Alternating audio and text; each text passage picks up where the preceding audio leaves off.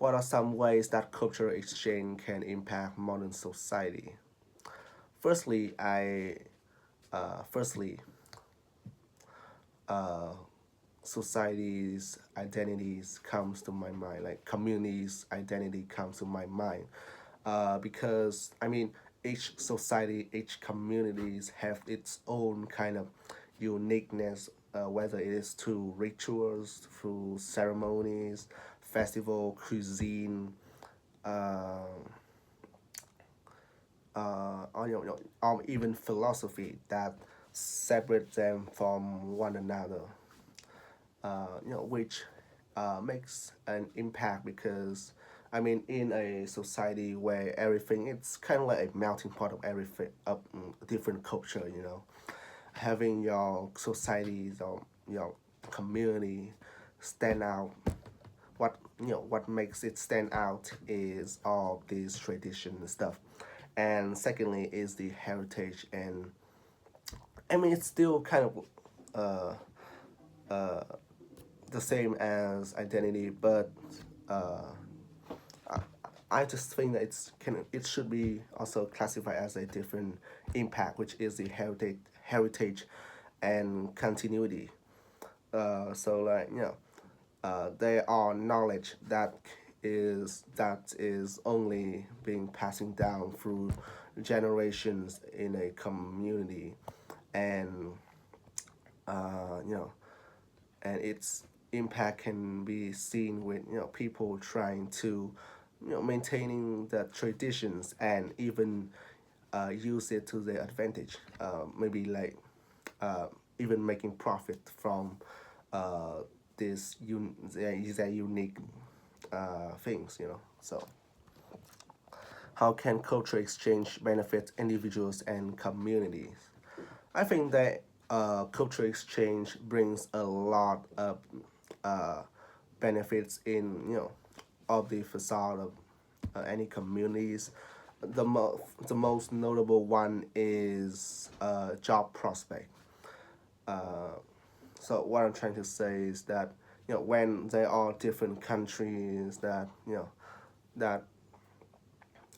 exchanging their culture, recently, right, there will be new kind of job that previously the other country doesn't have, or doesn't need, while the other have it and need more labor force, and thus it's create a wider job market.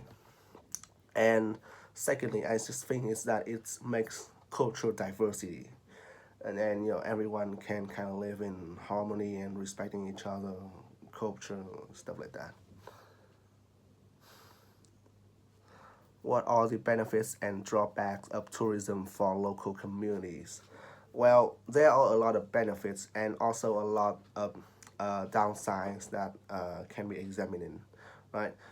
First of all, the main advantages is like advertisement and income, because I mean for many countries, like especially in Asia, like in Vietnam, right, tourism makes up a lot of the uh, of our local income. And so uh, tourism is one of the main industry, and a lot of people have their gain their job through tourism.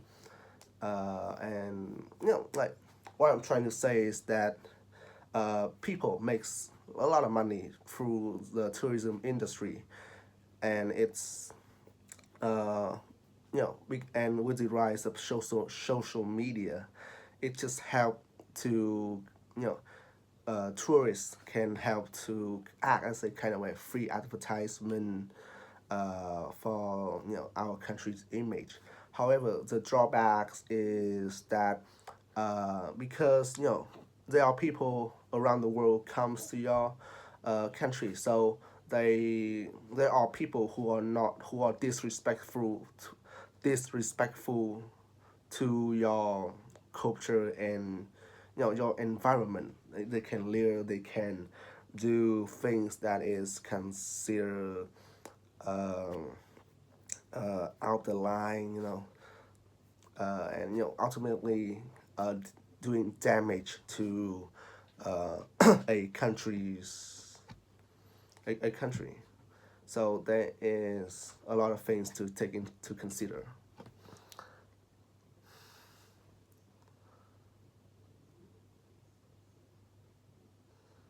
What impact does travel have on cultural understanding and awareness? I think by traveling, people gain a lot. People gain different views on the world, right? For example, uh, when you travel to like Asian country like China, Vietnam, or Thailand, for example, you learn about different religion. You learn about different customs that are very different to Western country. Which for example, Western countries are, let's just say, America, right? They have the free speech, for example. They have a lot of freedom. However, when you travel to other country like Vietnam, it you ha- you have to you learn that you can't just say what you want and you can't just do whatever you want. There are rules and there are things to follow, which can only be obtained through either you delve deep into a country or something like that, or you have a first-hand experience directly. So it's kind of that, and also I think is that the more you travel, the more you learn to appreciate and respect people culture. All of that, all of the world is huge, and uh, the culture, the way people live is very different, and you start to gain respect and gain a deeper understanding of those stuff. You get what I mean. How can employees achieve a good work-life balance in today's competitive job market? I think this is also a very hard topic, given that, I mean, 9 to 5 jobs is a common thing in today's world. Almost everyone do a 9 to 5 job. So, people may find a balanced life really difficult. But honestly, I think that there's uh, most. I mean, even me, I find that even studying and having a work-life balance as a student a bit difficult, but it's only because I don't have enough result, and I believe a lot of people also have face the same problem. They When they get home, for example, right, they are too tired. They are out of energy, and they all they want to do is eat and go to sleep, or maybe scrolling through social media as soon as possible. However, with a little more effort, uh, people can achieve many other things. They can. It doesn't takes a lot. You can spend like an hour or so to exercise, or maybe have a stroll through the local garden, for example, so that you are improving your mental and physical health, which I would say is also a kind of balanced way to live. And also, it's just sometimes you should take time to relax, let your head down. Uh, you know, things can wait. Good things come to those who wait, and it's something that people should consider. Many people are too ambitious and uh, thinking that if they are working as hard as they are right now, then they will live a fuller life later. But that usually isn't the case. And when they get too old, there is nothing to do anymore, right? So there's that.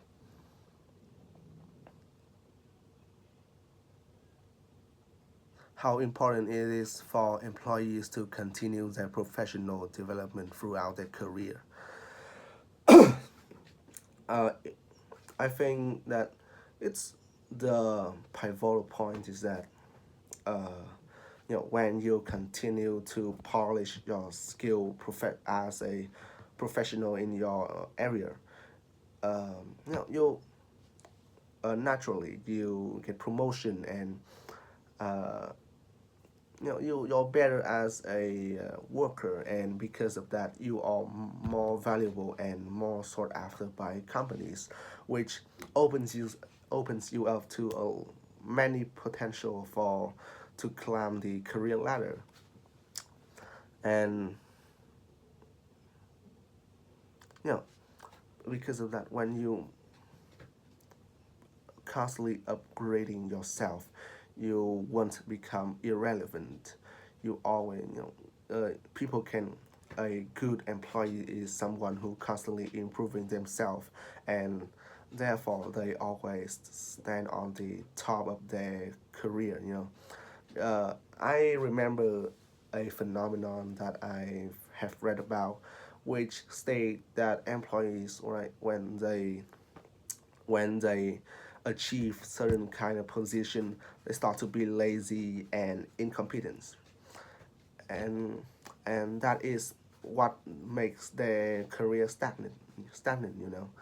I have heard people who complaining about how their job isn't improving anything, how they don't get better deal or better position. I think it's because they don't try anymore, which it's what that I'm trying to say. When you start polishing yourself, your values stay the same or even decline. So if you do opposite, obviously you will not only be better as a worker, but also uh, you know have better life, better income and stuff. How do family dynamics influence an individual's personal development? While this isn't entirely true for every cases, I do believe that, for example, a siblings, right? A an older brother or sister will always usually have a very different personality to their younger brother or sister, because when you are born, when you're the firstborn, right? It's you always most always have a more mature personality and kind of have a protectiveness to their behavior especially when it comes to family, whereas younger siblings usually are more carefree and more socialized than their older counterpart. So that's what I'm trying to say. It's only a very subtle change, and it's likely cannot be applied to all of the individuals' development, because it's also elements such as the upbringing, uh, uh, their social norm, the environment that shape them to the people they are, right? But there's still something to consider, and I think that there have been a lot of studies about these subjects. However, most of the conclusion are very vague and cannot be taken for granted. So, yeah. What are the challenges and benefits of maintaining long distance relationship?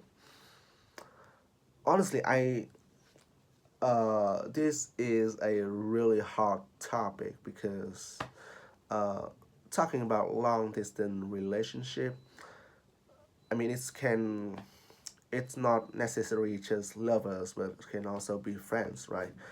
The benefits, I don't see much.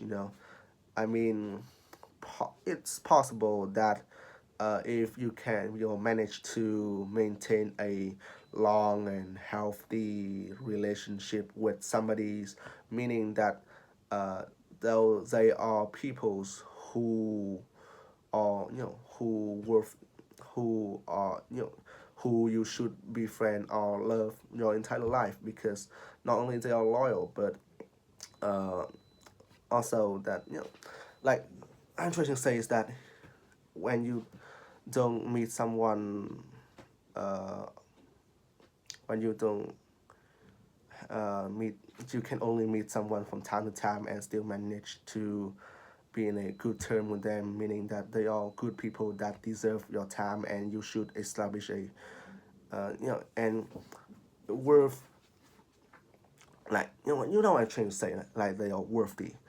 However, the challenges is a lot more because most people cannot sustain such relationship, because for obvious reason, right? When you don't see face to face, when there isn't, you know, when you can't meet them occasionally, it start to form distance, because I mean that they are not there, and therefore it makes a lot harder to relate, or to there isn't many things to do, and sometimes things can just feel repetitive. So yeah.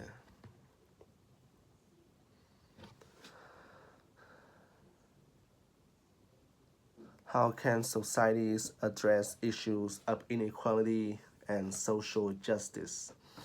Honestly, I think nowadays people are starting to talk about inequality that it's some kind of battle, which it's not. Like, I mean, people on in the LGBTQ plus community are having their parade, uh, all these Pride Month stuff like that to fight for inequality, and to promote equality, stuff like that. I just think it's kind of unnecessary, because if you are trying to stuff people with messages that what you want to talk about, especially uh, inequality, it's really ineffective, because to my mind it's just create a reverse effect where people just find this group of people annoying, and therefore kind of push them away. You know what I mean. And the same thing can be said for social justice, right? We know that there are problems like this, and we know that we should fix it. But when people constantly shouting at others to accept or to change it, it's just become an annoyance. So, uh, well, I'm no politician, so I will not have the best solution to this problem. But I think it should be slowly integrate into the society and push it as a social norm, rather as a normal things in the society, rather than something that have to be constantly shouting about, have to uh, act like it's a war or something like that, especially for inequality. For social justice, I would say it's kind of the same, but making better policy, and kind of like uh, and just employ better people to secure the society, especially especially in the police department. So yeah, this is a really bad speaking practice. I'm not gonna lie.